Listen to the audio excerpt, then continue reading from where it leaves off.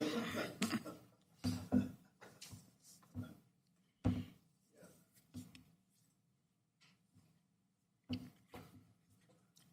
you know where Michaela's going? What's that? Do you know where Michaela's going? We do. She's heading out to Green America. Green America. Ah, okay. Captured. Lots of waste fuels on. She's going to be apparently traveling throughout the world, the nation, and doing a lot of things for us. So, pretty good opportunity for us. I've got 4 o'clock.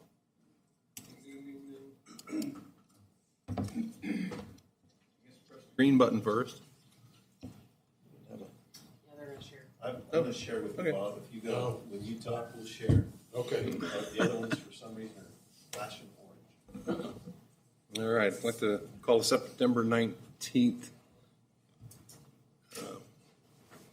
board meeting to order and start with the invocation. I beg of our Creator to make sober and logical choices to benefit our ratepayers with respect to honest and prudent choices. That's all I got. Pledge allegiance. I pledge allegiance to the flag of the United States of America and to the republic for which it stands, one nation, under God, indivisible, with liberty and justice for all. Looks like we need a motion on the consent agenda for July and payrolls for July, August, September, and claims for July and August. So moved. Have a second? Second. All in favor? Aye. Aye. Can't vote yet. You're not there. All right. Next agenda item is to swear in our newest member, Bob. And that should be done by, or will be done by, Mayor Pro Tem. If you would, sir, raise your right hand, repeat after me. I take the oath that I possess all the qualifications for the office to which I'm chosen. I take the oath that I possess all the qualifications for the office to which I am chosen. I'm not subject to any of the disqualifications set forth in the charter for the office or the employment I am about to assume. I am not subject to any of the disqualifications set forth in the charter for the office or employment I'm about to assume. That I will support the Constitution and the charter and ordinances of the city of Hannibal. That I will support the Constitution and the charter and ordinances of the city of Hannibal. And that I will faithfully discharge the duties of this office. And that I will faithfully discharge the duties of this office. That in the appointment, promotion, or discharge of the officers or employees.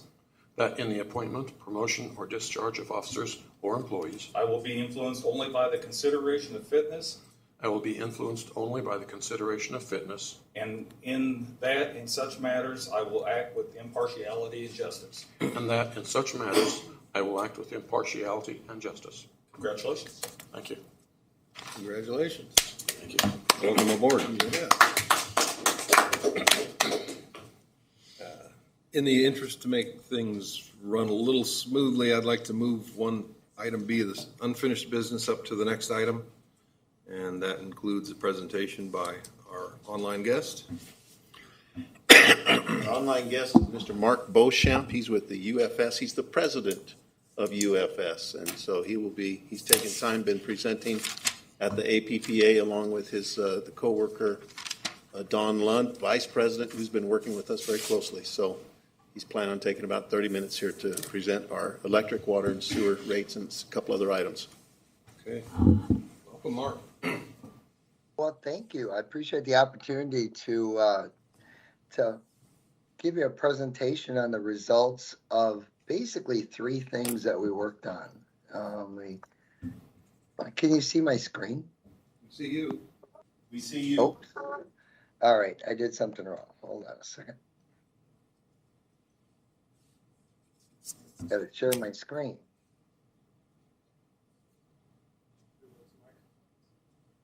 There we go. Can you see it now? Yes. All right, perfect.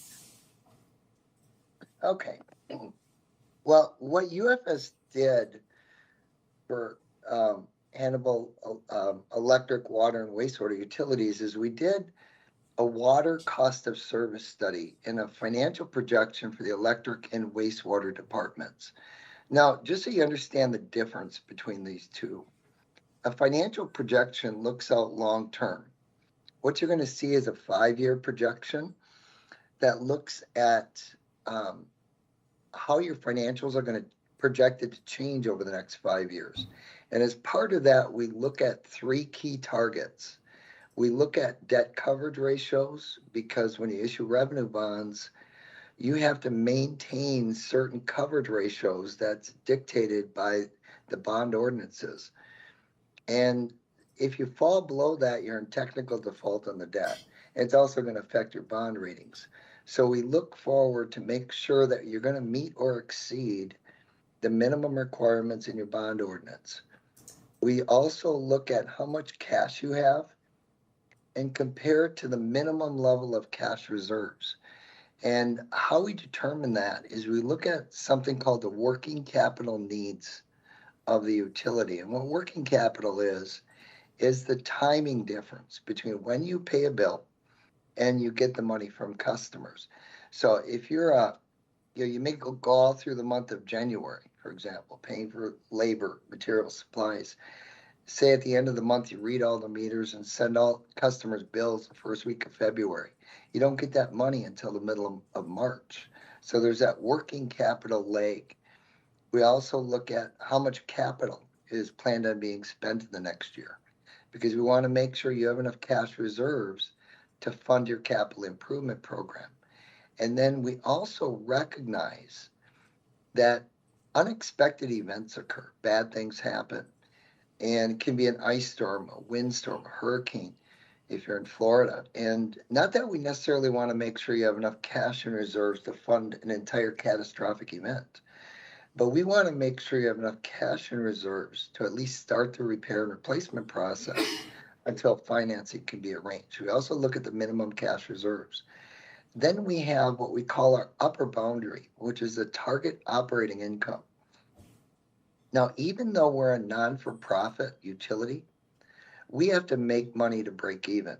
And what I mean by that is when you invest in assets, say you invest in $1 million in infrastructure, and it has a life of 20 years, and that gets put on the books and it gets depreciated. So every year, $50,000 of that $1 million is being expensed. And if you charge depreciation expense at the end of 20 years, you have theoretically recovered $1 million to replace that asset. But when you go to replace it, it's going to cost more than that. So what the target operating income represents is the inflationary increase in the eventual replacement of assets. Now, when we look at that, we look at it more as an upper boundary, because when you determine a rate track, it's not an exact science. So what we do is we identify the minimum levels. We have to set the rates high enough to meet your coverage ratios, to exceed your minimum cash reserves. And theoretically, we want to stay below that target operating income. So we establish those boundaries, and then we set a rate track to stay between those boundaries. That's a financial projection. That was done for all 3 utilities. Now, what a cost of service study is we look at who's causing certain costs to be incurred. For example, you have like in the electric utility, you have a peak demand, and you pay demand charges to your power provider based on those peaks. And what a cost of service study does is it looks at who's causing those costs. Is it the residential class that's using it at the peak? Is it the commercial or the industrial? So, and it establishes allocation factors to identify how much we should be charging for each class of service, as well as what the fixed monthly customer charge should be. And that fixed monthly customer charge, it goes by different names, facilities charges. And what that represents is when a customer has a meter installed on in their home or facility, the electric utility had the cost to install a meter. They also have the responsibility to repair it and to replace it. Every month they have to read the meter and send the customer a bill. They have to maintain the service drop going to the customer. Those costs, without question, should be recovered through that facilities charge. What becomes controversial in our industry is we have to have a pipe, talk about electric for a moment, that a wire that runs from the substation to the customer's home. Without that wire, we cannot deliver electricity. The question then becomes, how much of that wire or pipe, if it's water or wastewater, should be recovered through the customer charge, and how much through the usage component? And we determine that by looking at how much it costs to establish the minimum sizing requirements of the utility. That minimum sizing requirement cost gets allocated into the customer charge. And obviously customers use more than that minimum allotment. That gets allocated to the usage component in the rate. So that's what a cost of service study does. It identifies how much it costs to provide service to each class, what those rates should be, and also what those monthly facilities charges should be. Now, before I go forward, is there any questions about what we did? I don't have any. Okay. Now, this is in the electric department, we only did the financial projection. And this is the long-term financial projection without any rate changes. Now, when you look at this, couple things to point out. This is your minimum level of cash, about $13 million. This is your projected cash balances at the end of each year. So you're currently above the minimum, that's good. But when you look out around 2026, we're projected to fall below that minimum. And in 2027, drop all the way to $8 million. The second target, that debt coverage ratio, we have to maintain a minimum of 1.25. And in 2023, that's exactly what we're projecting. In 2024, we go up to 2.16. That's great. But then after that, our debt coverage ratio falls negative. And of course, that's going to cause an issue. You're going to be in violation of your bond ordinance. And so that indicates we have to do something with rates. The third target, the adjusted operating income. The ideal target, and again, it's the upper boundary, is about 1.4, 1.5 million. You can see that every year in the projection, we're looking at operating losses. Operating losses in 2023 of almost $1 million, and that's projected to grow to almost 3.7 million. Now, then the question, what we're looking for as far as direction from the board, is the rate track for electric. Now, what you're going to see is we're not proposing any rate adjustments in 2023. All of our adjustments are focused on 2024 and beyond. Now, before I go into that, our actual projection on the rate track, I wanted to talk about the minimum cash reserve calculations. We have a methodology that looks at your operation maintenance cost, your purchase power cost, and also how much debt. We want to make sure that your debt service payment is in your reserves, as well as your capital improvement program. So we determine the working capital needs for each one of those areas. Now, we also look at, remember I said that in a sense, sometimes bad things happen, and we have to be prepared to at least set aside some money for those unexpected events.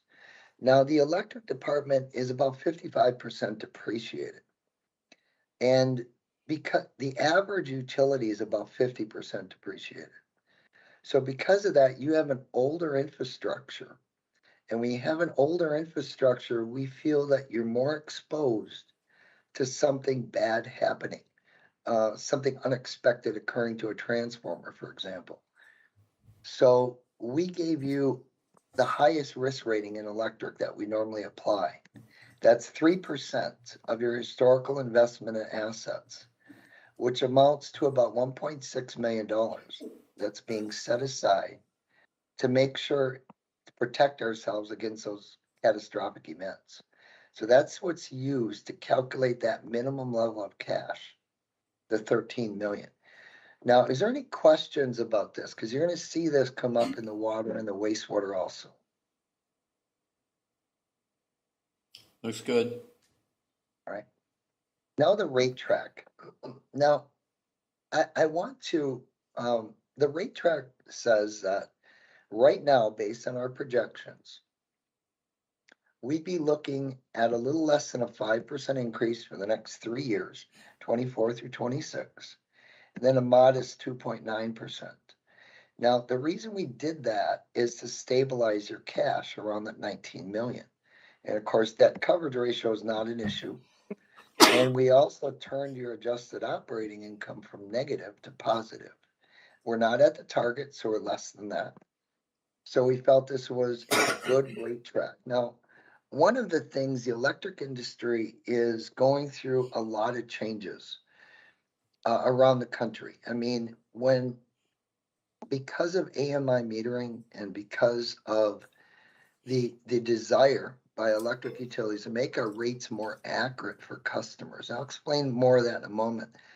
But they're moving toward time of use rates. And part of the reason they're doing that is because of electric vehicles. We want to give them the incentive to charge in the off-peak hours.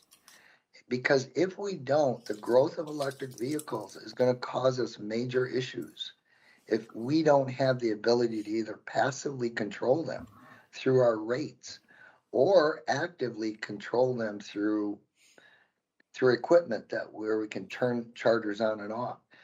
And so the utilities are moving toward these time use rates. Right now, I believe 73% of residential customers in the United States have AMI metering. 13% of utilities in 2020 offered time of use rates to residential. 8% of the residential customers were on time of use. The 2021 stats haven't come out yet, but I know those are going to jump up enormously because even in Michigan, where I'm from, Consumers Energy serves about 2 million residential customers. They put every single one on time of use. And that's happened throughout Fayetteville. North Carolina is another one. You know, it's growing throughout the United States. Now, the reason why all of a sudden we're trying to change our rate structures and why they're not accurate, where for the past 100 years, we've charged rates a certain way with a customer charge an energy rate. And the reason it no longer works, to answer that, you have to go back 100 years ago. In the 1890s, when we billed electric service to customers, we went into their homes and we counted the number of light bulbs and the number of appliances. And that's what we used to determine their bills. Throughout the 1890s, we installed kilowatt hour recording meters. And that was extremely controversial at the time they were installed, because now customers are going to be billed based on what they actually used, not based on a fixed bill. It wasn't until about 1906 where they developed demand recording meters, these big mechanical type meters, very expensive. And so because they were so expensive, they were only put on large customers.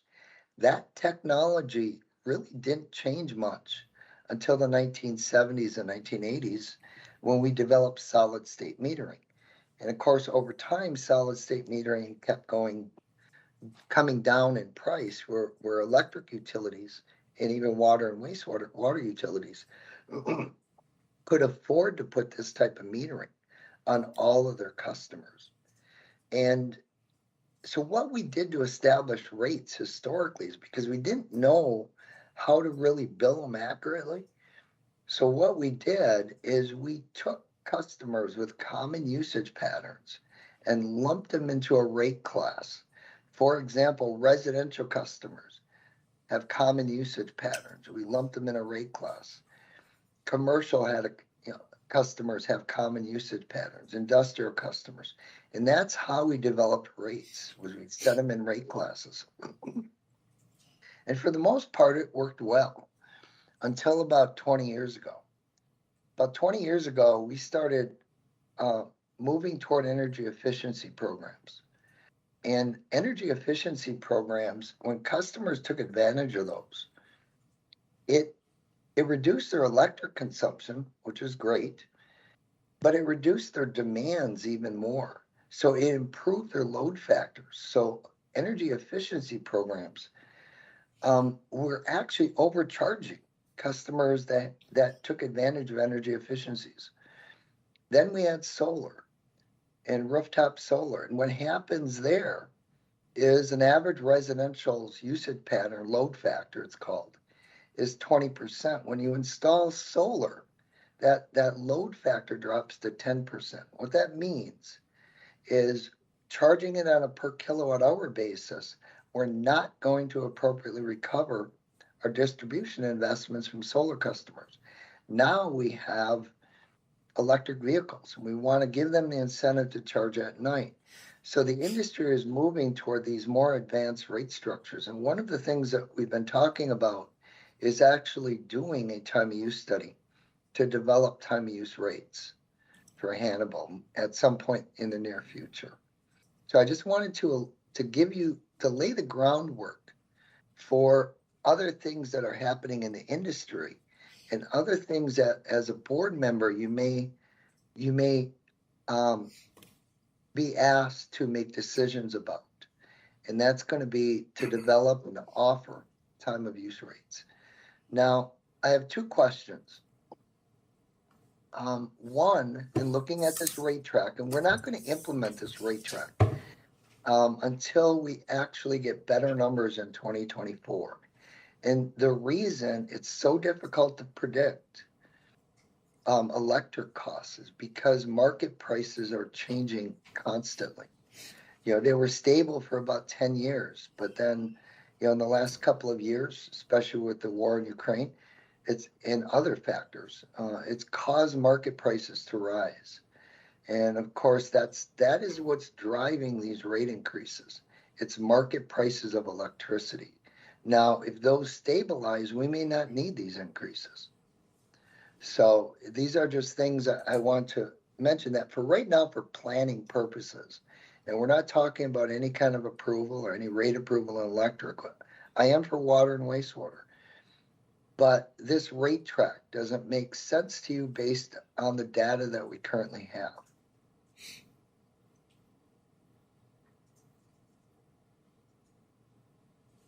Any questions at all, or anything that maybe I could add some clarification if something's not understood? Yeah, Mark, how does that rate track, as you look into the future a little bit, with it affect our commercial consumer? In other words, if we give them an incentive to use more, are we bucking the trend? Give me some ideas on that. That's a great question. And this is how, you remember when I talked about time of use. And with time of use rates, and I'm going to go back again in history 10 years ago. When time use rates first started up, I wasn't really sold on it because I didn't think customers, especially residential customers, would respond, because electricity, for the value it provides, for what they pay for it, it's the best value in America for the convenience that it provides. So I didn't think customers would really respond. I was wrong. Customers do respond to it. They do change their usage patterns. And there's two different types of how they change. One is there's some customers that will shift their usage. They'll maybe inconvenience themselves or turn the thermostats down. But what they'll most likely do, and what we've seen, is customers, by offering these types of rates, will purchase enabling devices that allow them to conveniently shift their usage, or to purchase energy efficient appliances so they can reduce their consumption during peak hours. And so there's a substantial response to it. And when that happens, it reduces the cost for everybody because now they're using more energy during the off-peak hours when it's relatively cheap to purchase and less energy during the on-peak hours when it's very expensive to purchase. So what we're doing is we're giving customers, residential, commercial, industrial customers, control over their electric charges and their electric bills. We're giving them the control rather than saying this is what you're going to pay and all the kilowatt hours are at a flat rate when that's not our cost. So my answer is that on a commercial account, obviously a 5% increase, if their average bill is $100 a month, that would be a $5 increase per month for them. If it's $1,000, it'd be 50. So, and of course it's compounded, but this is something that we need to look at as when we get closer. You know, in the past year, some electric utilities have had increased their electric rates over 20% because of power supply costs. And, you know, yours is relatively modest, but maybe in 2024, prices will come back down and we won't need it. So I know that's not a very definitive answer to your question, but I want you to understand, right now, just the way things are looking, that's what's needed. When we get closer to 2024, it may go up or down depending on market prices. Does that kind of make sense? Or I know I got kind of deep on that one. That's good. Now, there isn't really anything that we're asking as far as direction from the board on the electric. We just wanted to show you this projection. Now, for water, right now you have planned for 2023 a 3%, I believe, rate increase in water that was run through the model. So that's incorporated into this modeling. Now, when we look and compare water without any rate changes, what occurs is the debt coverage ratio is stable but dropping. Your cash reserves is about 4 million, dropping down to less than 3 million in 26 and 27. The minimum requirements is about 4 to 4.5 million. The operating income, you're actually exceeding it slightly in 23. Pretty much at it in 24, but then falling below it in 25, 26, and 27. Now, one thing with the water is when we look at some of the more detailed statistics for it, this infrastructure is only about, I think it's around less than 40% depreciated. So it's it was 34% depreciated, I believe. So very new infrastructure in water. But because of that, you finance, it must be that you finance a lot of it with debt, because your debt to equity ratio, and this is about 40%, which is a little higher, but it's not an issue. It's not substantially, not a concern. But what we want to do is keep these, we want to keep the utility financially stable, but at the same time, protect ratepayers from large rate adjustments. In order to do that, we typically try to propose a series of modest rate adjustments. Like in water, we're looking at additional 3% increases moving forward, which is about, and for 2024, for the average residential customer, it's about $1.20 a month increase in their bills. And by doing this, you can see debt coverage ratio is stable.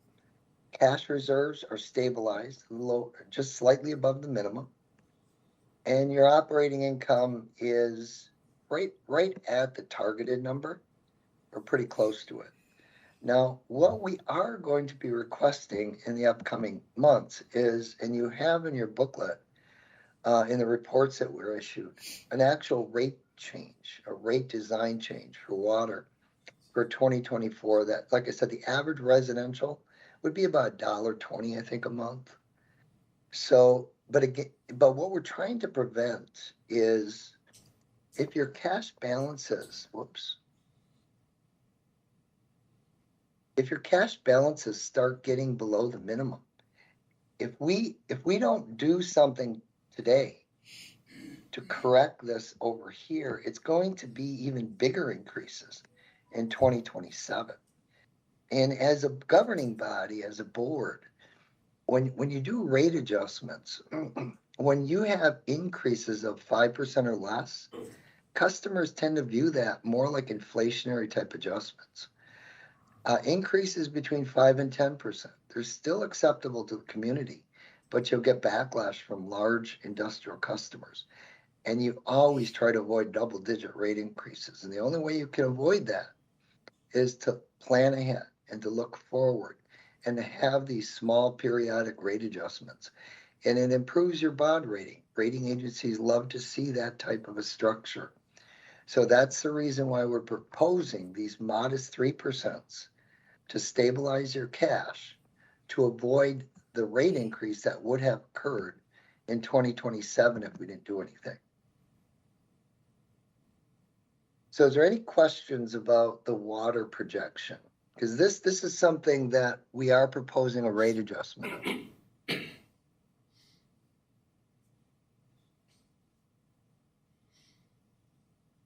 So just to clarify, in 2022, we still have, or 2023, January, we currently have on the books that we're going to have a rate increase. And that's going to happen. That is not Yep. that zero there. So just recognize we do have that existing rate increase going to happen early 2023, and then this is what's going forward from that point. And this would be, excuse me if I ask a dumb question, my first meeting, but projected 3% in 24, another 3% in 25, et cetera? Yes.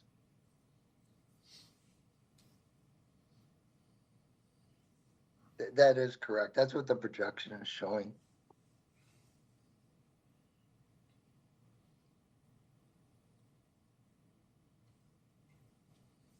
I can actually show you what the rate adjustments look like. Before I get into that, I want to show you the cost of service results in water. The current customer charge or facilities charge for a 3/4 inch or 1 inch meter, which is a typical residential, is about $23.75. The cost of service study showed $23.03, so it's actually very close.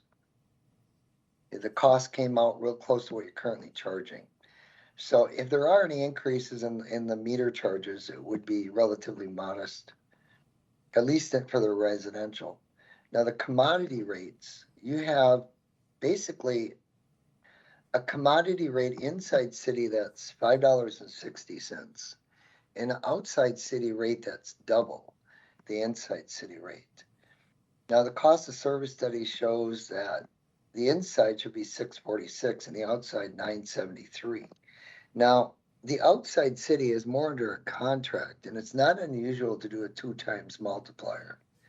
So it's not something that overly concerns me, but I just want to make you aware that there is a little bit of a cost shift from outside to inside ratepayers, which, the way the contract has been established or the rate methodology. So, and we don't plan on changing that 2 to 1. That's something that's your current policy, so to speak. And, so we want to continue that policy going forward, unless as a board of directors, you choose to do something else.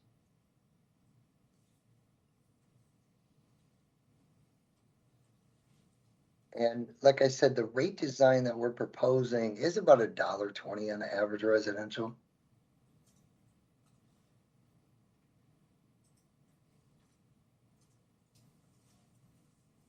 Actually, I apologize. I got water and wastewater mixed up. Water is about $2 a month. The wastewater is $1.20. Sorry about that. Is there any questions about this?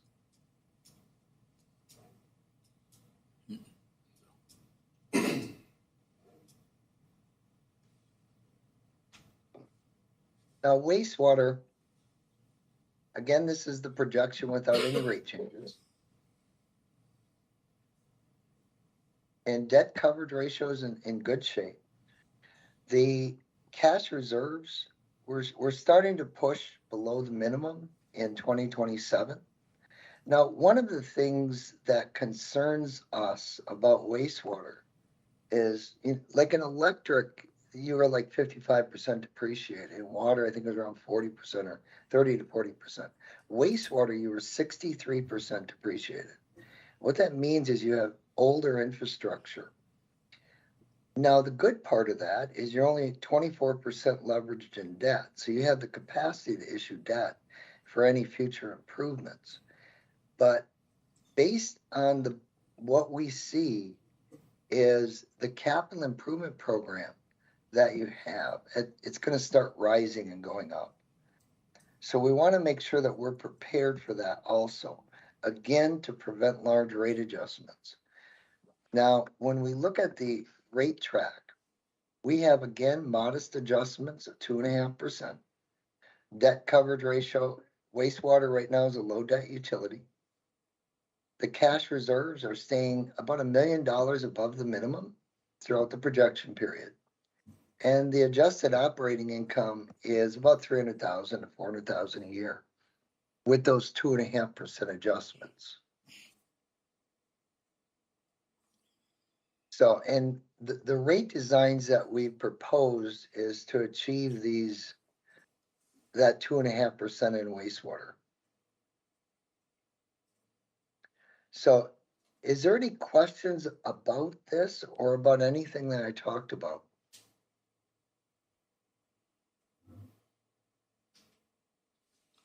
I don't think so.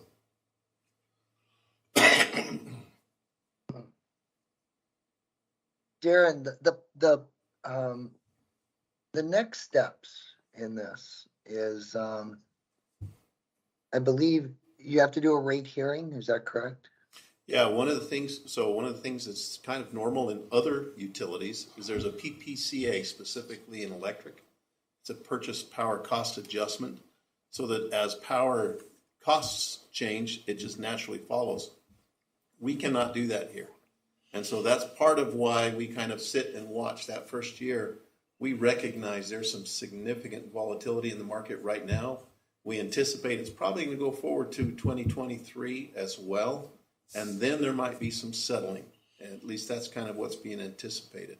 And so that's what, so that's what we're looking at, is kind of holding off, watching the market. We'll also watch, and if things for some reason were to go really haywire, costs were to escalate even more, and we see ourselves starting to really depreciate our reserve, our cash flow, we would come back to Mark, to yourselves, and say, hey, we need to make an adjustment, and we would be a little more flexible and coming back to you maybe in 3 months and saying, hey, we need to make an adjustment now. I don't anticipate that at this minute, but that's what, so yes, we have a real issue with flexibility and reacting to the market. PPAs are used by probably at least 75% of electric utilities around the United States. And when you look at like your operations, Hannibal's operations, primarily you're in the wires business. The delivery of electricity, the purchase of electricity, you're really nothing more than an aggregator of customers' loads and going out and purchasing the energy on their behalf. So because of that, most utilities say that's a direct pass-through. So we're going to have a purchase power cost adjustment in place so that as those costs go up or down, those cost increases or cost savings are automatically passed on to the customers. You probably see that in the gas utilities, in your area, because gas prices go up and down. And gas prices affect electric prices because a lot of electricity is produced by natural gas. So it's very common, but it's something that we can't do because your ordinance.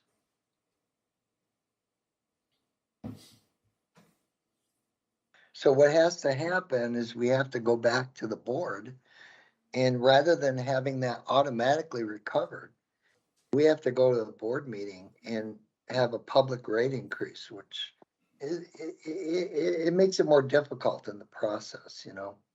Because it's beyond your control, the purchase power cost. So can I take a second, and I'd like to kind of summarize what I hear. This has been a very, very good and valuable thing for us. Number one, we look at our electric. We're looking at no change in 2023, but perhaps a 4.9% for the next few years to maintain where we're at. We're currently doing we've got a $10 million project, a couple of projects right now underway, and we're going to have to pay for that. We're going to have to maintain our debt coverage ratio in electric. And so that's what I really want to take and pay close attention to there. When it comes to water, we're looking at perhaps in 2024 a very minimal 3% increase over time. And like Mark has pointed out, to be consistent with that, a small little increase to keep us going. I think that shows that you've had some great planning in the past, and we're doing the right things now, and that we're right on target. And so I think that should be a pat on the back. When we go to the wastewater, I think there's a truth there. I think, to me, that what really kicks out is that percent depreciation. It tells us that on that capital line, where you've got 1.4, 1.2, 1.2 in capital improvements, we're going to be a little more aggressive there. With a 63% of our wastewater depreciated, it's telling us that we're letting that age get a little bit old. On the other hand, you got to give Matt Munzlinger and the sewer crews a real pat on the back. They've been using the cured in place pipe repairs. They've been increasing the real age of those pipes. So we've done a good job. We're doing good things there. Our operations and maintenance is proving out there. However, we're going to be a little more aggressive on those capital improvements. So you will probably see that number increasing, which still that 2.5%. We may be able to hold that for a little bit, but this one we'll have to re-look at in the future. So I think, again, past collection, et cetera, is very good on the wastewater, but we need to look at increasing our capital expenditures and revisit this one. The final summary that I would say is, like Mark pointed out, the time of use is something the industry is going to. Everybody wants it to be more fair. We don't have a lot of solar panels on roofs. We have one wind turbine. We've got, I'm sure there will be some electric vehicles showing up soon, and that will increase. And with that, we'll want to push towards time of use. But as of right now, we're still working on the meters. We've got our AMI to complete. And so again, probably within 12 months, we revisit that and see how we want to move forward, whether into stepping into that time of use. And that way, I think we've looked at it. Matthew Jones has done a great job with the AMI so that we're preparing to do that if and when that demand hits. So that's kind of where we're at. I think, so my summary is we're in a good place right now. We know where we're driving to. We're going to watch it and make sure we don't get into trouble between here and now, especially in the electric funding, but everything else is pretty good. Mark, is that an appropriate summary? That's a perfect summary, Darren. Yeah, you summarize it really well. That's everything in this 13, 14 slides, yeah.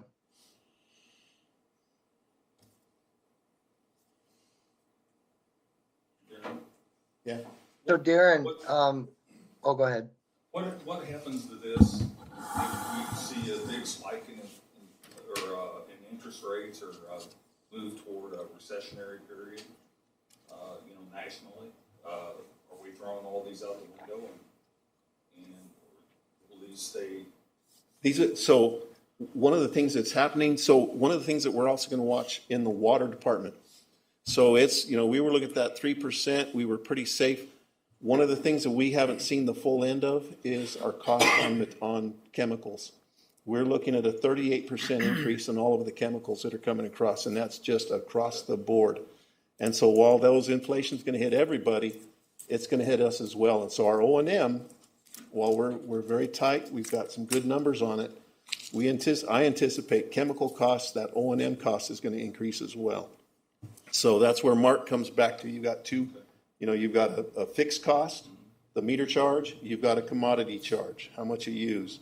And both of those can be affected, and mainly that commodity charge could be affected in the future. So we'll have to watch that very, very carefully.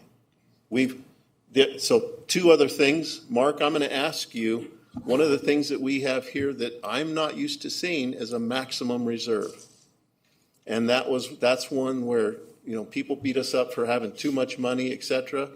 And I will tell you that I think we need to be careful in these times because that volatility, we went from paying $170,000 for 1 week's worth of power. The next week was $500,000. That is a differential of $330,000 that I've never, we used to pay an average of $200,000 a week. So we've gone from the volatility of greater than 1 week's worth of usage. And that is and so we're coming up on this next month. This month right now is going to be the most volatile because we are out of our hedge and Prairie State is down for the next month and a week, next 5 weeks. And we're going to be, this is the month that I'm holding my breath on what we're going to be paying. So, I would tell you that while we have this maximum reserve, I think we need to be very careful about how that was set and whether that's really realistic. I would tell you that I'd be comfortable raising that. Mark, do you have anything to say about that? Am I nuts or? No, absolutely. We've done probably 300-400 cash reserve policies for utilities, and only maybe about 10 or 20 of them have actually put a max in. If you're properly funding your utility, what happens is if you have newer infrastructure like you do in water, theoretically you should be setting rates for eventual replacement, but you don't have a lot of capital expenditures at the time. So your cash reserve should be going up. Then as the system ages and you make those improvements, the cash reserve is going to come down. And so that's the natural ebb and flow. However, some utilities get concerned, primarily driven by the cities, because the city's general fund doesn't maintain, they don't maintain those types of cash reserves, totally different cost structure. And so they don't understand why the utility has to have those kind of reserves. So they end up putting pressure on the utility to basically reach in and take money away from the electric ratepayers. So sometimes the board of directors for those 20 utilities have established a maximum, but it's arbitrary. I feel that as long as you're above the minimum, your cash reserves are going to go up or down. As a board of directors, you have to make the decision in a sense of if you feel the cash reserves are appropriate, in the projections. But I would not recommend a maximum. I very seldom do. The only time I do is when I am directed to by the board of directors. It's not in our policies otherwise. We'll just let that one sink in. Yeah. No, I understand. And, when you look at these projections, we project out the cash balances. And as a governing body, if you looked at that and you see $3.5 million, and right now you're looking at our rate track, this is wastewater, 4.8, that's a reasonable amount above it. But if you look and all of a sudden you see that number going to $10 million, for example, that's something as a governing body you'd probably want to ask, why do we need that? Why do we need to have those kind of reserves? Is there anything we can do? And, general manager may come back and say, yeah, but we have this major capital expenditure coming up. And that gives you the justification. And you don't have to issue as much debt. So it gives the board more control to do what they feel is in the best interest of the utility if you were to remove that maximum cap. What is the maximum set at, Darren? What do they set up? 125%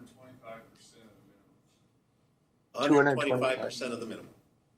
Oh, you're kidding me. Oh, I'm sorry. Sorry, that's really tight. When we do set it, it's usually 2 times the minimum. So in other words, it'd be, in your case, this would be 3.5 to 7. Yep. I've never seen one that tight before.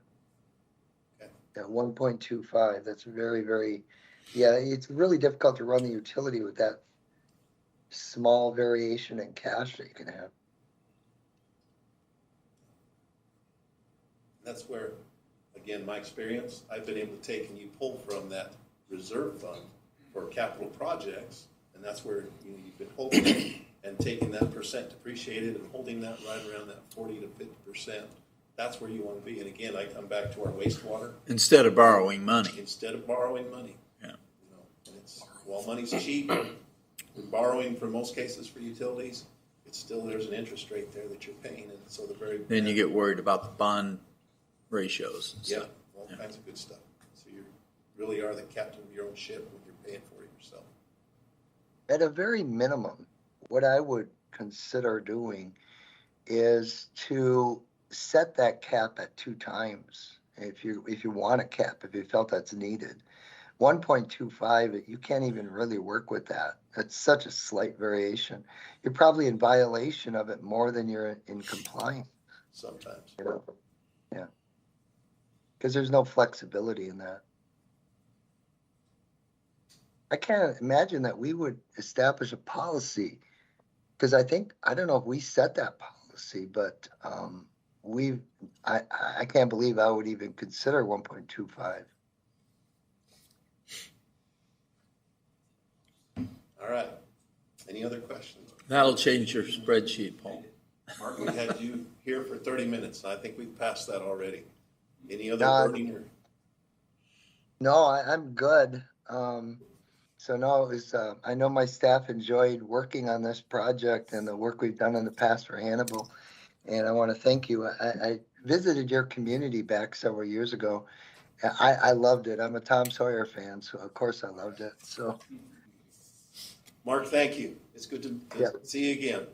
yeah, All right, thanks. thank you very much. Thanks for your work. Thank you. Bye-bye. All right. Next issue on the agenda are comments from the audience. Courtney, can you get the lights? Or I may fall asleep over here. Get the mood lighting going. With no comments apparent, then we should move to the general manager report. Darren, please. All right, there.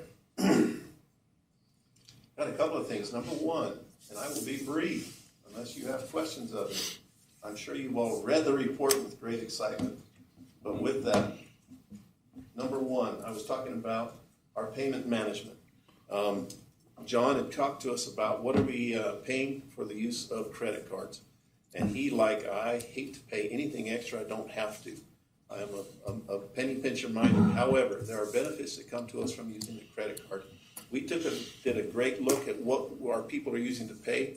Almost 50% of our people pay by a check. Then comes credit cards and some of the other payments. We've got a myriad of ways for people to pay. We want to maintain that, but we want to take and migrate people. The very best way to pay your bill, anybody, is to use our Smart Hub. Smart Hub, you can use credit card, you can use a check, you can have it taken and directly taken out of those accounts. You can look at your bill every single month. You can look at your usage. You can look at your history. You can answer any question that you have. And if you have even further questions, you can email right through that Smart Hub and talk to us. You can pay your bill from your computer. You can pay it from your phone. That is all through the Smart Hub. And we want to migrate people from writing a check to perhaps a credit card to perhaps to the Smart Hub. We want to have people migrate all the way through. The fees that we're paying right now on an annual basis for credit card usage is right around $62,000. And that's on an annual basis. Now, when we look at that, we are also paying $72,000 a year just for mailing out bills. So if we really, so I will tell you, one of the very real benefits of paying with a credit card is once anybody pays with it, that money is ours. And if there's insufficient funds, the credit card company goes after them. It's not us. If we do it by any other means, we have to go do after that. So if there's a check that's insufficient funds, et cetera, we're on the hook for that. Darren, on the credit card, I use credit card because I like my airline miles. But I still get mailed a bill that says, paid by credit card. You don't have to do that. Okay, have you signed that? Do you do that through Smart Hub? Stop If the you will mail. go through Smart Hub, you can still use that credit card. Okay. You'll still get your points, and you can check and say, I don't want to pay a bill. Please do that. That is the perfect example of what we're wanting to do. Thank you, thank you, thank you. That's exactly what we need. If everybody would do that, that alone would help us really, really save. So at this point in time, I'm going to tell you, hey, I don't like paying that. However, I think the benefit of having credit cards, I don't want to dissuade people from using credit cards. I would rather have them use that credit card, and I want them to do it. And so I think we're willing to pay that fee for the credit card use. Well, in that analysis, the devil's really in the details. The question would be, if I have what operates as a credit card, which is technically a debit card off of my checking account, that's not a credit card, but it does process through the credit card system on online transaction.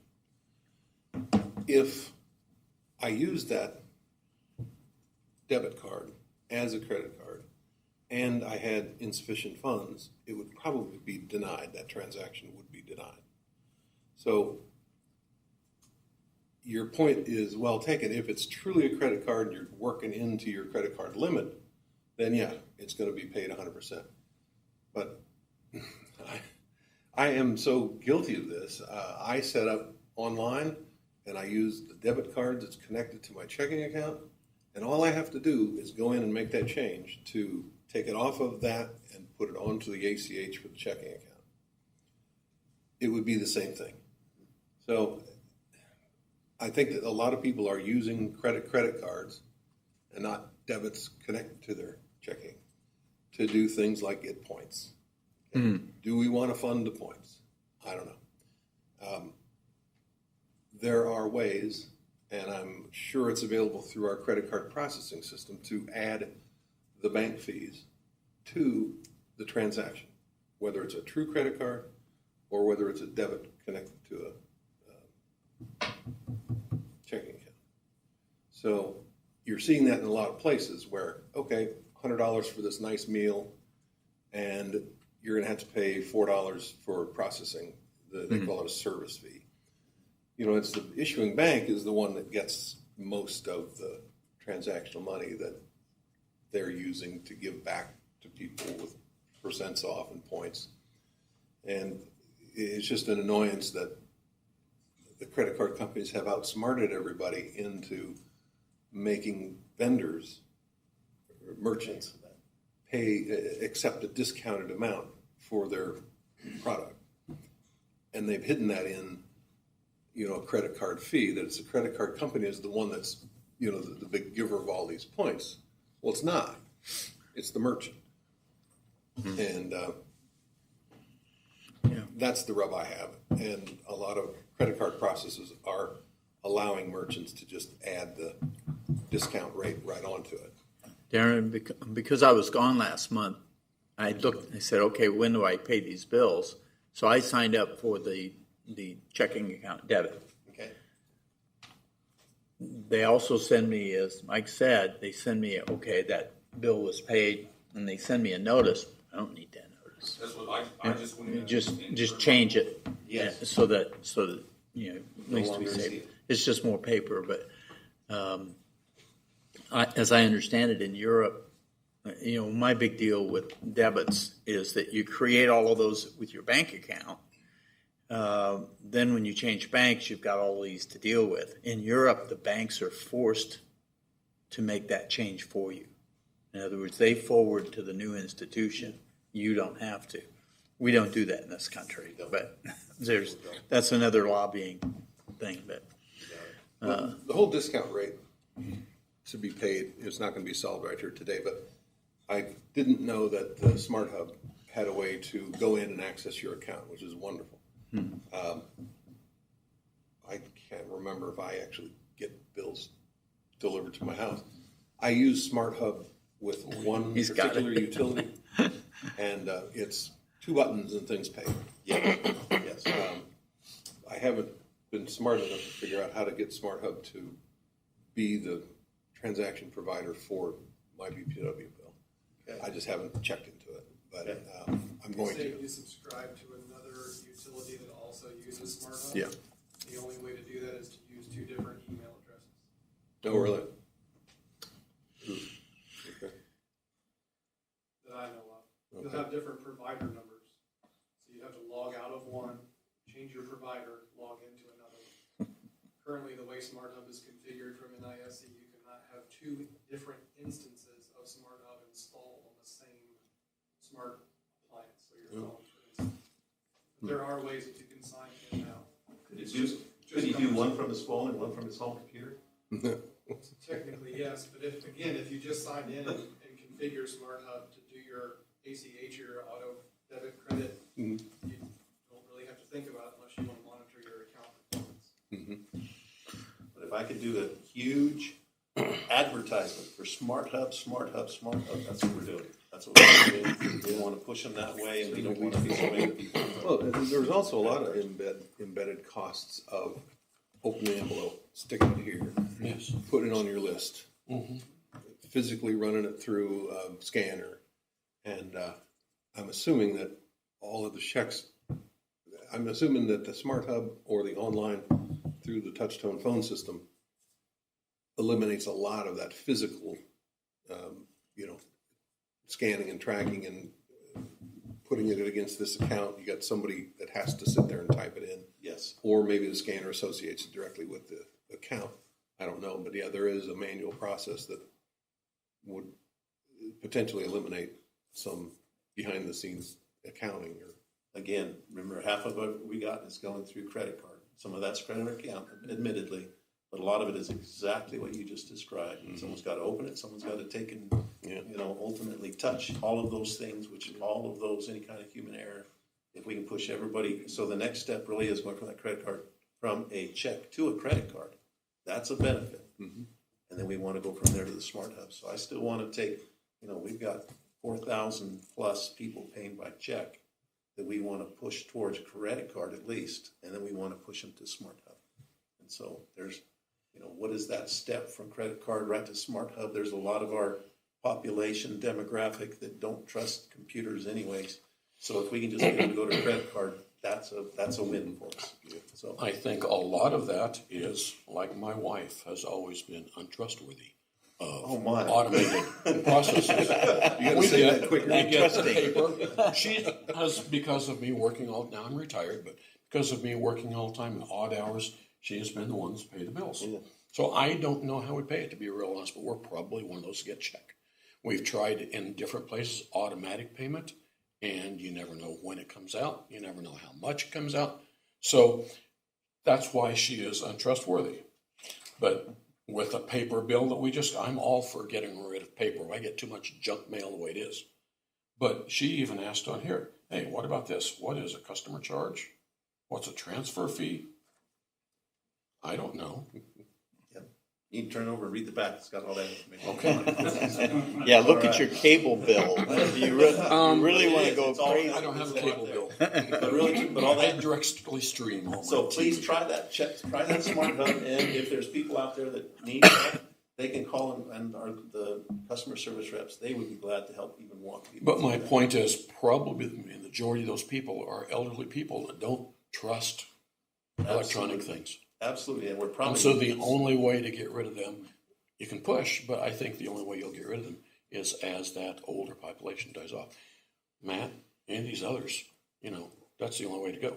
Yeah. They've grown up with that, so they don't have a problem. But I think it's probably the majority of them are your older population. I agree with you. I deal with seniors constantly, and they don't ever have email. They don't have a computer. They have a newfangled phone they can't figure out how to make phone calls with. We're not going to change them. No.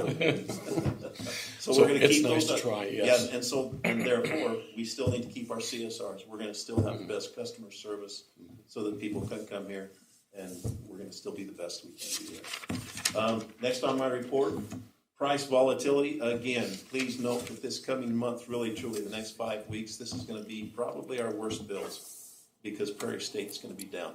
And so Paul will talk about hedging, we're okay there. Stormwater funding, we're still looking to have that happen. We've done with Black and Beach, they're working on setting up their recommended source of how we're gonna fund that. We're looking at having some sort of a tax that has to do with at least some sort of a look at pervious surfaces, kind of where we're headed at this point in time.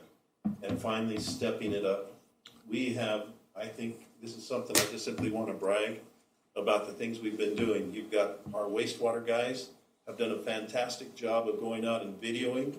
They've videoed a whole lot of pipe. They found cracks and things, and they fixed them prior to catastrophic failure. And with that, from Matt's report, you're going to see that we have 0 SSOs this month. Some of that has to do with weather, that it's not been raining a whole lot. However, that's a sign that we've been doing the right thing. You come to water, you'll see that our unaccounted for water is down at 30%. It's heading in the right direction. If we want to take a look at our electric, we've had some good storms, and Jared and his crew, we've been taking and trimming trees and doing that. We've been aggressive at that, and the outages are shorter, and they're not as many. And so we've got all of these things are showing. We've also invited and encouraged all of our water treatment plant, our wastewater treatment plant. We want to be tour ready so that when you want to come and tour the place, it looks like it. And I think we've kind of raised the water. In fact, just driving in here, you look at the sign coming in, it looks like a sign that you can be proud of. And that's what we're doing. So all across the board, our crews, our people are all stepping it up. And even our IT guy, doing a great job. And I'd encourage all of you, we've got the cybersecurity he's working on. It's the know before. You get emails on that. Please make sure you're taking those classes. They're short, they're easy. But man, we've gotten some, they try and catch us and train us, and it gets trickier and trickier because they're getting better and better out there. So please, it'll benefit you at your home as well. So, and that's the end of my report. Okay. I do have one other thing, I apologize. Also, Michaela Robinson, who has been with us, tomorrow is her last scheduled day. She probably won't be here because she's had some personal issues with her family. But she's done great for us, and we wish her well in all that she does. I'm now done. Yeah, I know that position is going to be critical when we come to the point of configuring what we need for giving information out to people for the stormwater.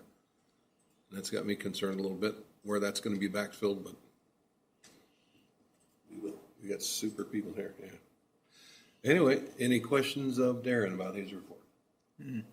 Okay, then on to Matt Winsling, please. Operations report. Good afternoon. As Darren alluded to, Jared and his crew's been doing a good job keeping the power on.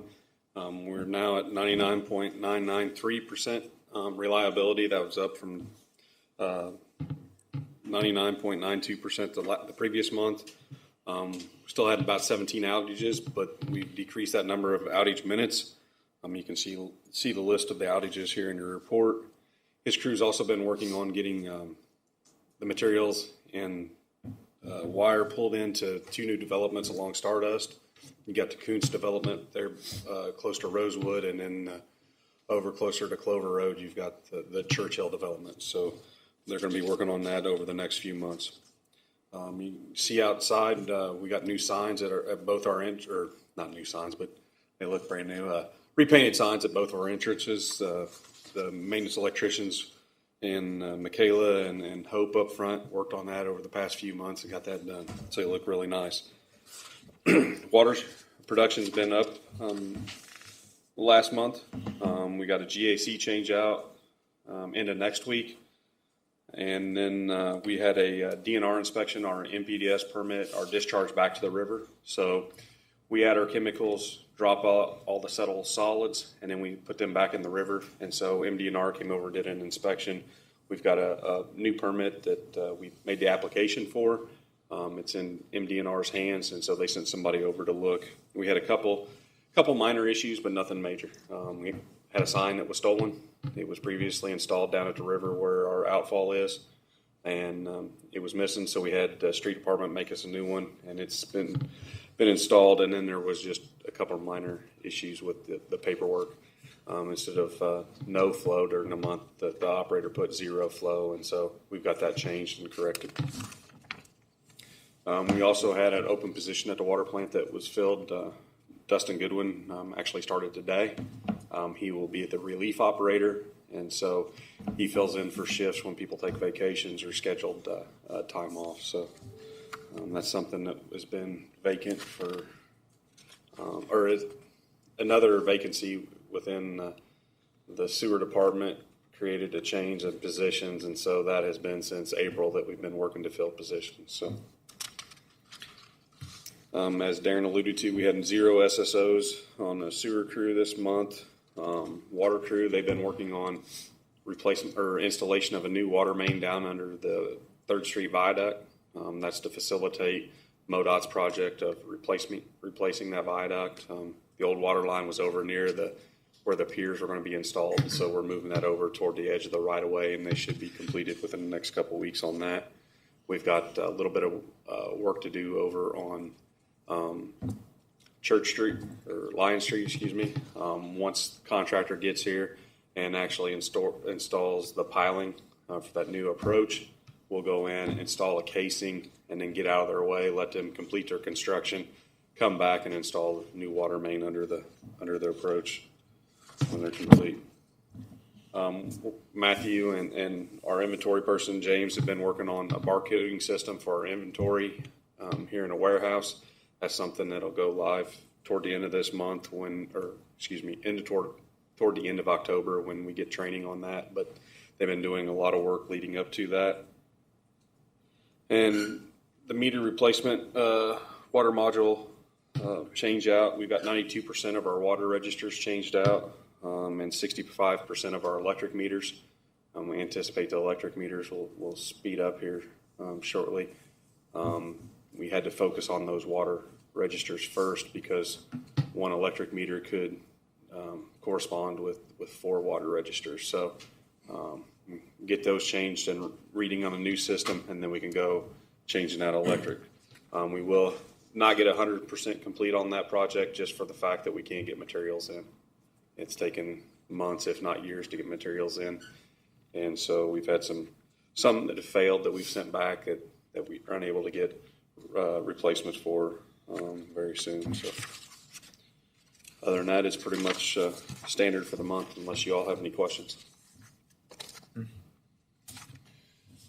No, you can move right into the projects then, if you would.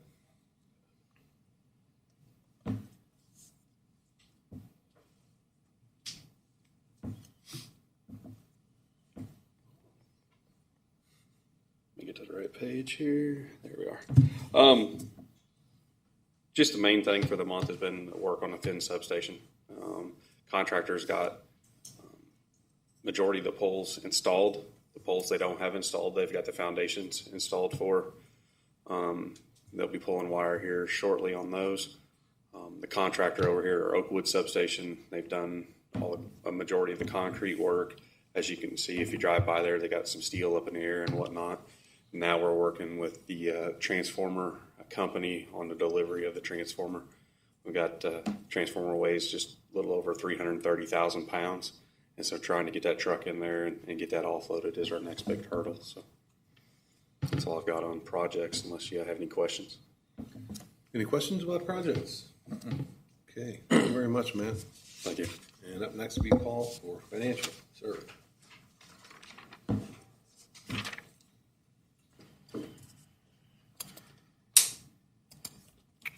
Okey-doke. We'll jump right in. We didn't meet last month, so we've got 2 months now into our new fiscal year to report on. We'll start with the balance sheet. Main thing going on there is just a shift of assets one to the other. With the 161 project going as quick as it is, we're taking cash from the proceeds that we got from our bond and putting that into an asset that we are constructing. So obviously that'll be a one-to-one shift as that cash continues to go out to the contractor for labor, materials, and the like. Everything else would have been pretty consistent on the balance sheet. Obviously, from a year ago, assets are up about 15% due to that project and the significant financing that we did. Jumping down to the next page, the income statement, current month compared to our budget. So for August of 2022, net income was about $282,000 less utility-wide than what we had budgeted. Both the water and sewer funds had really good months financially. However, the electric fund is starting to get beat up a little bit with the higher purchase power costs that we're seeing right now that we'll talk about here in a minute. Next page is our current month compared to a year ago. Recall last year we had a pretty significant storm in August, and so we had some significant tree trimming costs and extra labor that we paid out for getting power restored for that storm. We still had a lower net income this year of $169,000, which was primarily, again, to the higher purchase power costs that we're seeing. Compared to last year, the water and sewer funds both performed better this year. And if we look in electric kilowatt hour sales, this month we're up about 3.5% compared to the same month a year ago, and actually we're up about 4.3% more than the 5-year average. So we're starting to see that more often, that our electric usage is increasing, which hasn't happened for quite a while. So next page is our year-to-date actual. So we are, like I mentioned, 2 months into our new fiscal year, and utility-wide, we're operating at $263,000 surplus. We have all 3 funds that are performing better than budget. I keep mentioning it, but purchase power costs, base purchase power costs are about $1.6 million over budget, but that is being directly offset with our hedge with Prairie State and those MISO credits that we get back, and those are also $1.6 million over budget, and so that is a net zero offset there. Year-to-date actual compared to last year, utility-wide net income compared to a year ago is about $432,000 more this year. Again, with that significant storm last year, we had operating expenses that were well over budget, and so this year we're seeing operating expenses that are about 10% less than compared to a year ago. Also, revenues this year, utility-wide, are up about 4% overall compared to last year, which is primarily due to weather conditions. Darren mentioned it, but we're likely in for a bit of a ride here these next few months in the electric fund. We're entering what we consider our shoulder months, where our revenues are going to be a lot lower. We see that in September and October and November. However, everything that we're hearing, it doesn't sound like the price that we're paying for our power is going to slow up at all. And so we're going to see, likely going to see some losses over the next couple months that we'll continue tracking. And like we heard with Mark, we've got a good plan in place to continue tracking all of that. We'll talk more about our hedging here in a little bit later, and how Prairie State, like Darren mentioned, is going to be down, and kind of what we're doing to combat that with our exposure to the market. One thing I did want to clarify on from Mark's report is in the water fund, he mentioned that we had rate increases for the current fiscal year already in place. I just wanted to clarify on the amounts. You know that we did the 3.5% increase July 1st. The January 1st increase has not been officially approved. We'll do that as we get closer, but it was budgeted for a 7.4% increase, and the average of those two was right about that 5.5%, which goes back to that rate track that they had set out for us 4 or 5 years ago. And then after we get that, and that was built into his model, so once we get that approved and in place, then we'll be looking at the new rate track that they're setting for us for the following years to come.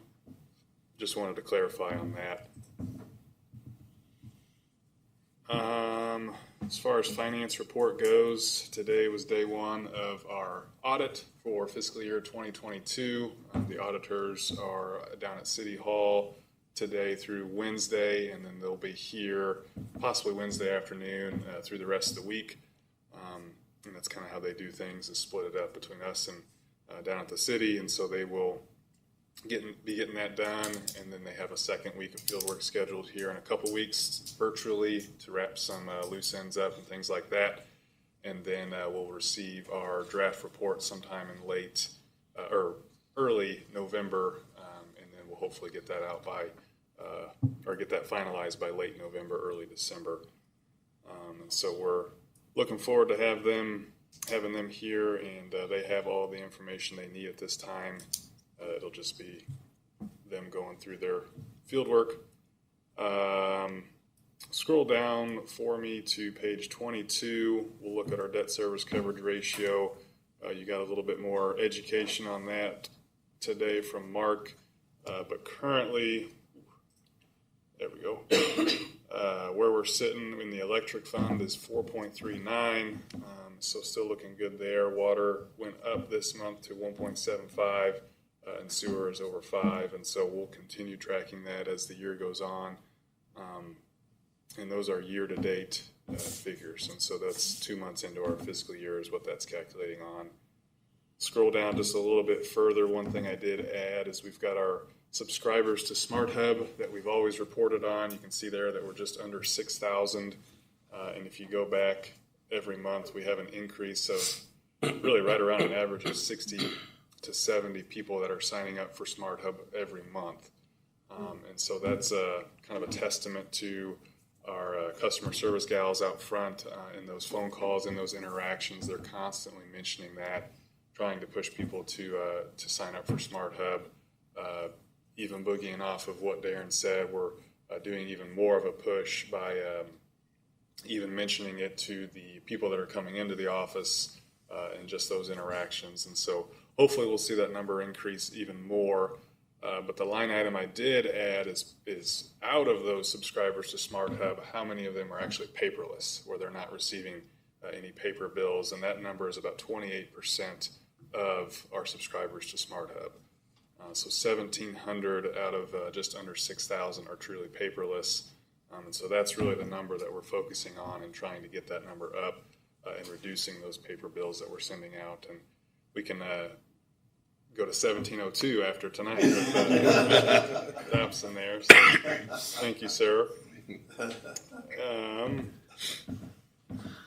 do believe that is it for my financial report, unless anybody has any questions on this or anything that Mark talked about that I can clarify. Feel free to ask about that as well. Well, based on what Mark said, the minimum and maximum reserve, I guess we'll go to the executive committee to discuss a recommendation on that. One other comment, just again, give Paul kudos when it comes to that annual audit.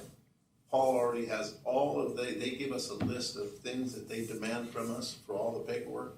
And Paul, you're at 100%. You've got it all to them, right? Mm-hmm. That's worth right there. Paul's okay. Question for you on paperless. How do you plan with your upcoming referendum to communicate with the public? Because I always think, stuff in the utility bill, and if you got 28% of your people that aren't taking the paper bill, then will they get a special mailing? They're already, so you're right, so we'll have to do a special mailing. We can actually pull off all of their addresses, numbers, and we can do special mailings at any time. Okay. So we still have that ability. All right. It doesn't stop us from putting out educational. Because I think with the sales tax initiative, I think the communication with the public really helped that pass. So being able to put information in everybody's mailbox, I think it will help you guys. Thank you. Yeah, we still have that ability. We also have the ability via Smart Hub to create notices that actually appear when you log in for folks to view as well on the course website and social media. Okay. Paul, regarding the financial, you mentioned that this last month we had $1.6 million in Prairie State credits. $1.6 million over what we had budgeted. I think what Right. we actually had was about $2.4 million in credits. In the total. shutdown, how is that going to affect? Yeah, Going to be shut down proportionally for the amount of credits going to be gone proportional to the amount of time that they're down? yep, exactly. So we're going to talk about that, but there's two $1 million units, two units there at Prairie State, and so one of them is going to be down for the full 35 days, and the other is going to be down for 10 days. Mm-hmm. However, in those two outages, there will be a 5-day overlap where both of them are down, and so yeah, that $2.4 million, if you do the math on that, is going to be substantially less. It'll be even less than 50%, a little bit, if it all tracks out the same way it has been. So we can talk about it now. It's in the report later what we kind of did to combat that a little bit on the purchase power side. However, on the credit side that we get back for that, there is no replacement for that. So it'll be substantial. Okay, thank you.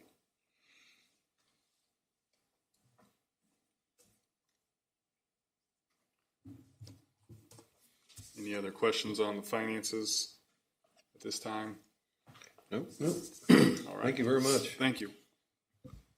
And moving right along, Darren, you're going to talk about the wholesale Ameren agreement. Wholesale connection agreement. What this is this is the final bit of, we've had a couple of items that we've brought before you, and this is all in our connection with the new construction work with the 161, the new the Finn substation where we're going to be connecting. What this wholesale connection agreement does is it sets up and says, what is our responsibility and what is their responsibility. It's a 26-page document or so, but it takes and it goes through everything from O&M of the fiber optic, the communication lines. It takes and tells who's responsible for which pole, where, which connection is going to be ours, which is theirs, how it's going to be maintained, who's going to pay for what. This is that complete agreement. I am not asking you to sign it today. I'd ask you to take a look at it. We'll bring it back to you next month and ask you to then for your approval to do it. It has been vetted through Doug Healy, who is our attorney with MPUA. He has managed all of it. It looks, according to what he's got, is right up to snuff. This is something that I believe we're ready to go. There's one item in there that I have to correct, and that's a name. Other than that, it's ready to be signed.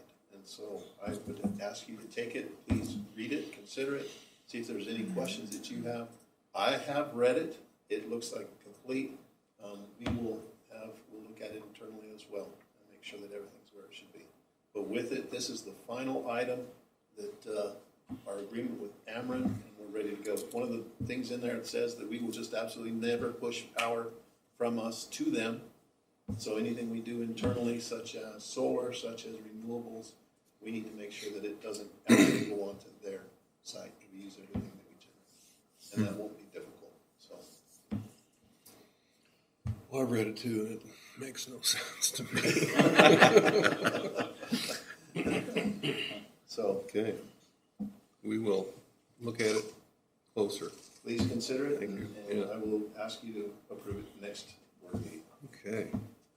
And moving right along to the strategic planning. Darren, please. All right, that's what I have. When you get down there, I have proposed 2 items. We have done an internal strategic planning with the executive team, our staff. We have some goals that we're working on. We would love to have your direction and guidance of what your vision is of where we're headed. Now, these 2 dates that I have on here are Thursdays. And so, Bill Fisher, my question for you is, could you be willing to do that on a Thursday? Do we need to do it on a Saturday? Or do we need to do it in the evening or something to that effect? What time of day are you proposing? In the morning to noon. And how far out are they? They are, let's check. I'm gonna get to the right place. 13th and the 20th. Of October? Yes, I can, whatever one we pick, I can pull something off. okay. Then we will move that. And we've got a gentleman, Brad Kurtz, who's willing to do the run us through that and help you guys come up with your thoughts and ideas. Thank you very much. We'll pick one. You said the 14th? Is there one that you prefer? 13. 13th.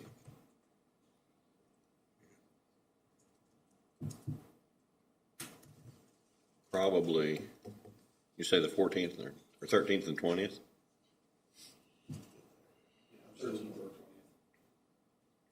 Yes. Probably the 20th. Okay.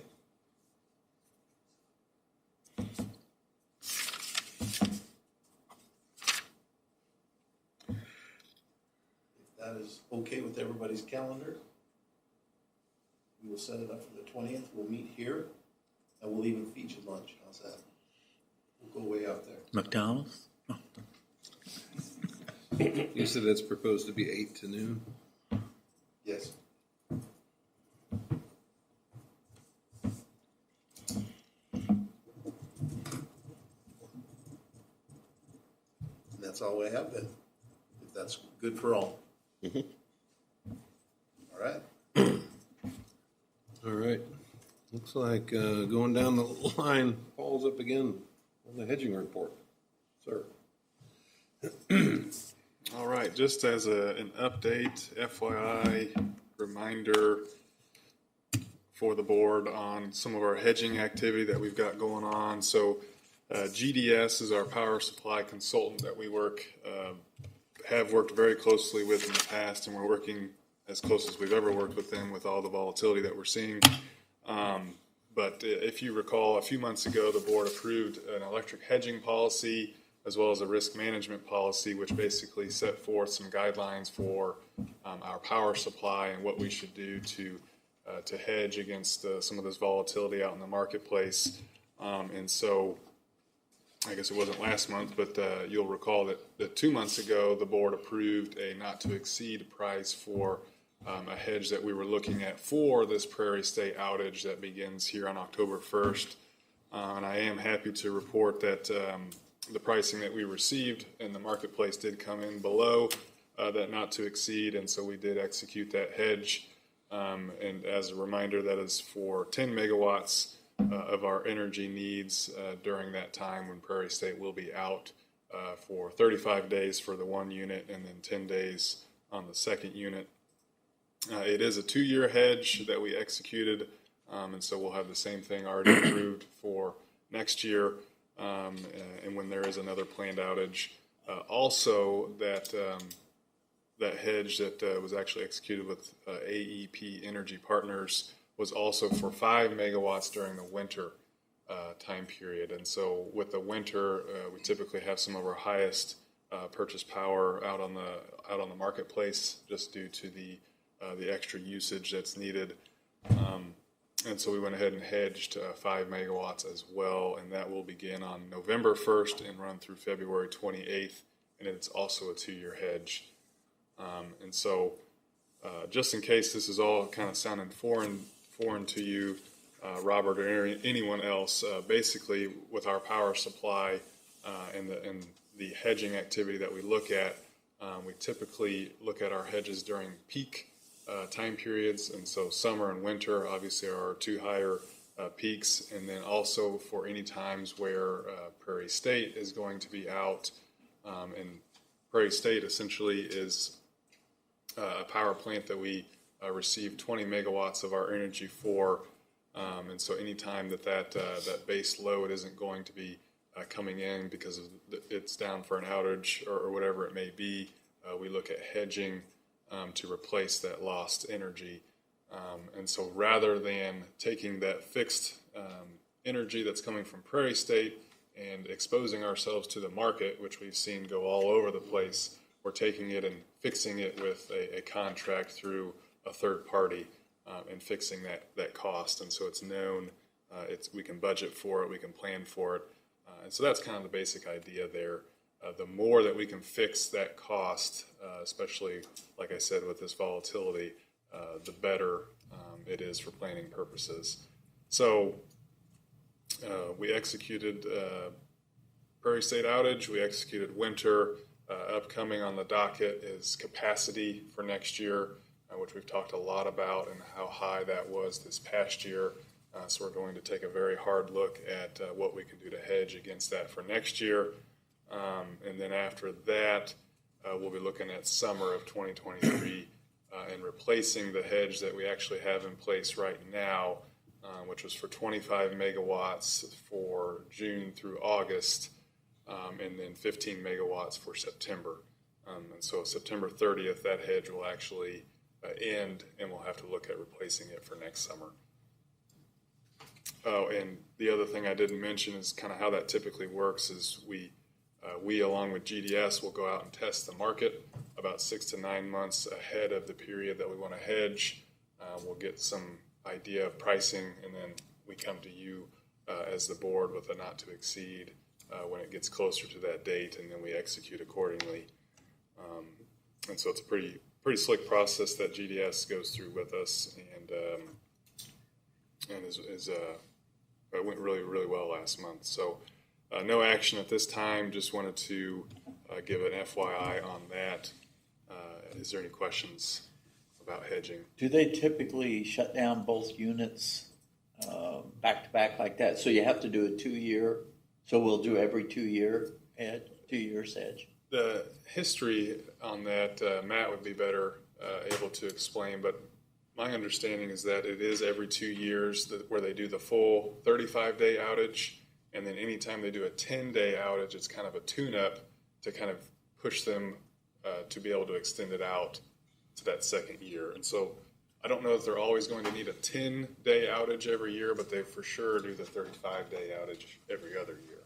What they're doing is they're going to do one unit that has a 35-day outage. They've identified that the other unit needed some additional stuff fixed to try to get it around until the next fall when it's scheduled for the 35-day outage. And so it's just using that small outage to get it in shape enough to make it to next fall for its big update. So. Okay. So this is a regular recurring activity that happens. And the good thing for us is they used to do fall, spring, or every other was fall and every other was spring. So I think it was like 1.5 years rolling outages, and now they've pushed it to 2. And so now we don't even have to worry about the spring, which helps out a lot. Just out of curiosity, is there some maintenance that they do or upgrades to their units? Yep. Okay. All the above. Yep. Yes. And so your summertime peaks, highest cost, they want to be running. Come to the shoulder months of, you've got the shoulder months, and that shoulder month in October, that's when they try and do it. While it's the best for us, it's also the worst. So everybody else. Do we normally have any trouble finding another source to replace So them? far as finding a source, no. The cost. Cost, sure. So Understandable. good old supply and demand is alive and well. Oh, yeah. So. Okay. Thank you. Okay. Is that it? Yes, sir. All right, thank you very much. Thank That's you. interesting. All right, moving on to surplus equipment. Has everybody here looked at the list of surplus equipment that we've looking at mothballing or getting rid of or surplusing? Yeah, this is just equipment that was replaced. Yeah. New, up-to-date equipment. Still there. And so rather than it just sitting here in a warehouse collecting dust, we thought we'd bring it to you now and go ahead and get it surplus so that we can get it disposed of properly. So. Yep. Need a motion for that? Can I get a motion for that? So moved to sell surplus Second? property. Second. All in favor? Aye. Aye. Okay. That's it, right? I'm up And the again. change order. Yeah, sorry. Associated with the 161 line construction project, when BHMG and HBPW were coming up with the specifications and plans for the construction of the line, we identified several locations where it was going to require wooden matting to be put down to allow vehicles to access. We were also crossing a high-pressure gas main through there, and so they had certain requirements. We identified that several locations where we had to build an air bridge, basically no construction traffic over the top of their gas main. We bid that into the project, but we also took unit prices in case that additional bridges or matting were needed. After the contractor got on site and began construction, They identified some additional matting that was needed to access a pole location, and also an additional air bridge crossing that was needed. Because we already had those unit prices identified in the original bid, we just utilized those to come to you with a change order request for $20,570 in change order number 1 for this project. And obviously that's reasonable and necessary, so do I have a motion to approve that? And a second? Second. Yep. All in favor? Aye. So moved. Thank you. Thank you. All right, any comments from the city attorney? I have none. All right. And any general discussion before we go into closed session? All right. Closed session pursuant to section 610.2.02112 of the Missouri Sunshine Law. The meeting shall convene in closed session to discuss contracts. I'll second the motion. Admitting board members, Darren Gordon, Matt Mudslinger, Paul Trahale, Courtney Harris, and James Lemon's assistant. And I don't know your first name, sorry. Ethan Matchett. Ethan. Thank you. All right, if that's a motion, I'll second it. All in favor? Aye. Aye. Okay, we're in closed session. Gentlemen, Thank you. thank Thank you very much. Thanks for coming, Mike. Thank you.